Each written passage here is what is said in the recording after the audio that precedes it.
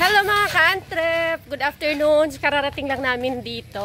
So ayan, partial tour ulit tayo. Nagpa-renovate kami ng shop dito sa Iraan, 5 kilometers away. Nag-top down kami kaya ang buhok ko groggy at super hagad. So ito yung aming shop na may konting hardware. So ang ginawa dito, ang gagawin dito ay pinaangatan namin yung atip, yung pahulog dito. Kasi dati parang hanggang dito siya. So pinaangatan. Mataas na yan siya. Oh. Mataas na. Para, ayan. Yan, pinaangatan ang atip. Itong pahulog na ito, angat na kasi dati parang hanggang dito siya. So medyo madilim siya. Madilim sa loob. So ngayon nakaangat na, maliwanag na siya. So ito yung ating mga engineer. Engineer Tatay. Main engineer sa Untuto at aspiring architect RS. Supervisor sa dam at pasaway Intoy. So ito yung side doon namin ilalagay daw. Pinag-usapan namin doon sa taas na yan ang tarpaulin ng tatak ng ARBS Trading. So ito, tapos ang nangyari, in-extend ito ng konti.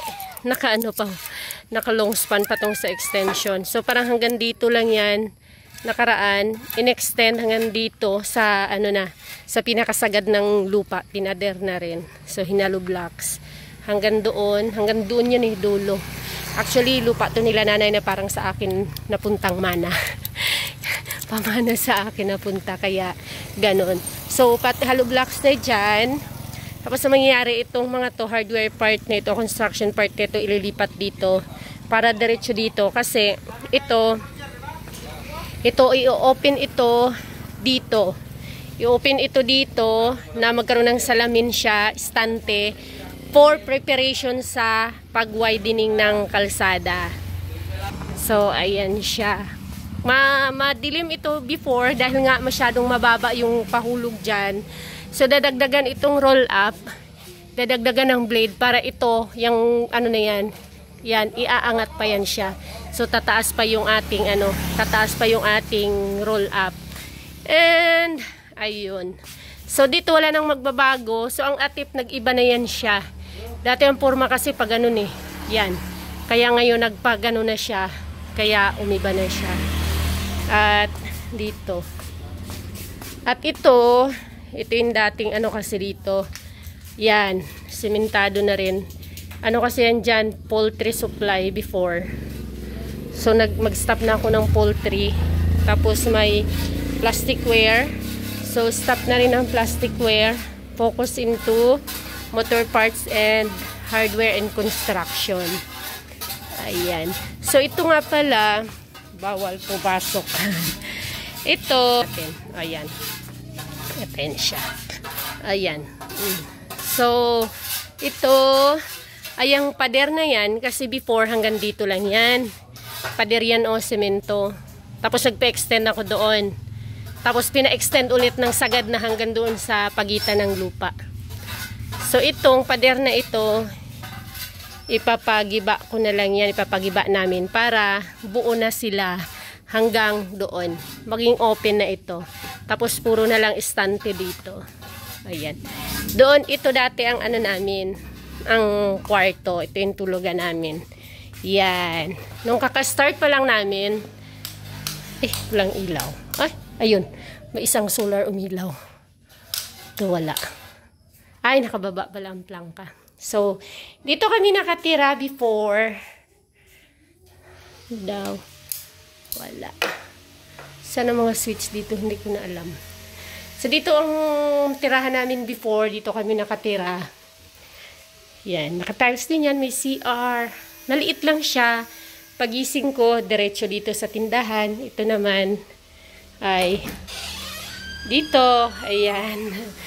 Daming sala. Doon kila nanay. Yan ang aming dirty kitchen before. So, I miss so much.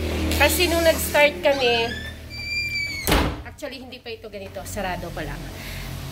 So, huli na itong nakatiles na to. So, pagising, ganyan. Diretso ako dito sa tindahan. Kami ni Sadam. Ayan. Ito. So, pag na-renovate na ito, naayos na ito siya lahat, ay maayos na rin yung estante, tsaka luluwag na talaga siya. And then may another pintuan dito for the exit. Pero pag na-renovate na ito, pintuan pa rin yan siya, pero lalagyan na to dito ng estante. Tatanggalin yung mating na yan, pati yung pader na yan. Estante na salamin, yung kagaya na nito na estante. Yan. Bali parang pag ano na yung open ito. So ayusin yung mga estante. Para medyo masikip kasi ngayon medyo masikip siya. Kaya medyo masikip tsaka medyo madilim. So pag na-renovate na, si Intoy talaga nagharap din sa alikabok, oh. So pag na-renovate na ito, maliwanag na kasi mataas na yung atip niya. Yan siya. So wait for my full tour pag natapos na ito dito, pag na-renovate na talaga siya. Ayan, ito gigibain para lalagyan ng estante.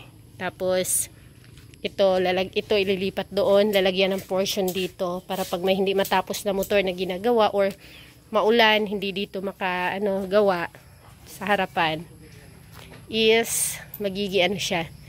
Pwedeng maiwan or pwedeng gumawa dyan sa loob mismo ng kabahayan na to. Tapos yung mga tools, yung toolbox na yun, ililipat na rin dito. So yun lang. See you on my next vlog kapag natapos na itong renovation natin.